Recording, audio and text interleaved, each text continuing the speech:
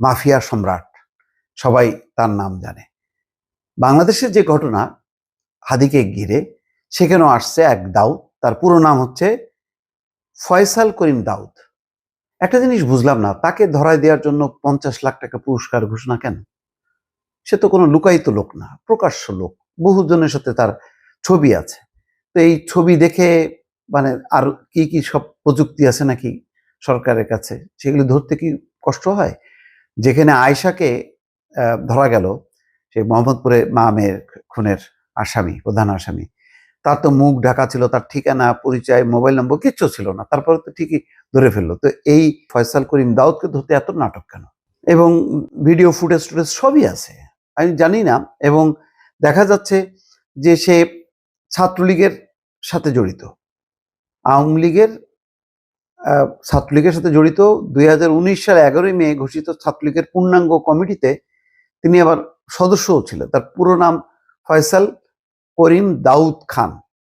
বাপরে! তো এখন ইনকলাব মঞ্চের সঙ্গে সে খুব ঘনিষ্ঠ ছিল। তো এই ঘনিষ্ঠ থাকা অবস্থায় কেন গুলি করলো? এবং হাদির অবস্থা এখনো সংকটজনক অবস্থার মধ্যে আছে। হাদির যেই ইনকলাব কালচারাল সেন্টার সহ বিভিন্ন জায়গায় ফয়সাল করিমের সঙ্গে তার কিছু ছবিও আছে। সেই ছবিগুলোতে থাকা ফয়সাল করিমের সঙ্গে গুলি করা ব্যক্তির চেহারা সাদৃশ্য রয়েছে, যেগুলি তাকে সন্দেহ করা হচ্ছে। তো কোথায় সেই দাউদ? দাউদকে কেন ধরা যাচ্ছে না? কেন পুরস্কার ঘোষণা করতে হচ্ছে? দাউদ করিম কোনো লুকায়িত না, তার ফেসবুক পেজ আছে, এখন নাকি ডিঅ্যাক্টিভ আছে।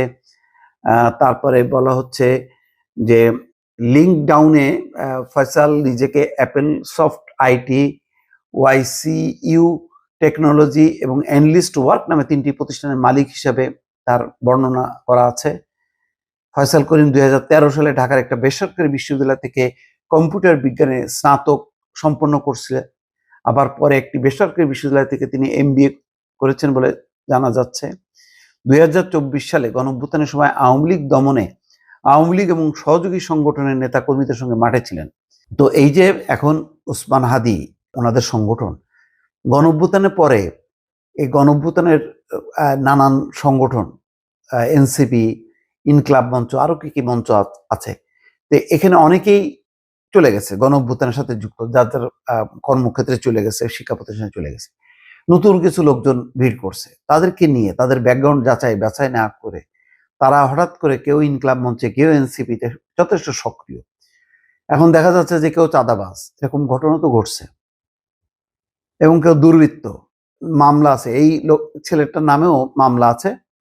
এবং 17 লাখ টাকা কোথা থেকে মানে সে ছিনতাই করছিল, সেখানে ধরাও পড়ছে। তারপরে আবার বলা হচ্ছে যে মামলা হওয়ার গত বছর 28 অক্টোবর আদাবর বাইতুল আমান হাউজিং সোসাইটি এলাকায় ব্রিটিশ কলম্বিয়া স্কুলের 4র্থ তলা অফিসে অস্ত্রের মুখে 17 লাখ টাকা লুটের ঘটনা ঘটে।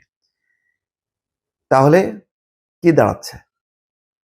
এগুলি তো সব নতুন, সব জুলাই যোদ্ধা নাম করে এরা এই লুটপাটে ব্যস্ত ছিল। যখন গ্রেপ্তার করা হয় তার কাছে 2টা বিদেশি পিস্তল, 2টি ম্যাগাজিন, তার মানে লুট হওয়া এই সমস্ত অস্ত্রপাতি, থানা, 5টা গুলি, 3টা মুঠোফোন এবং 5,000 টাকা উদ্ধার করা হয়। 16 ফেব্রুয়ারি হাইকোর্ট থেকে জামিন পায় এই ফয়সাল করিম দাউদ খান। জামিনের সময়সীমা বাড়াতে গত বছর 12ই আগস্ট আবেদন করলে হাইকোর্ট জামিনও মঞ্জুর করে। আজকে দেখলাম সেই সাজ্জাদ চট্টগ্রামে, তারও জামিন মঞ্জুর করছে। তো ভালোই তো, মিলেমিশে, মানে আইন বিচার যদি এরকম দুর্বল থাকে তো ঘটনা তো ঘটবেই। সবচেয়ে বড় কথা হলো যে এত অল্প সময়ের মধ্যে সে 3 মাসের অল্প সময়ের মধ্যে জামিন পাইছে।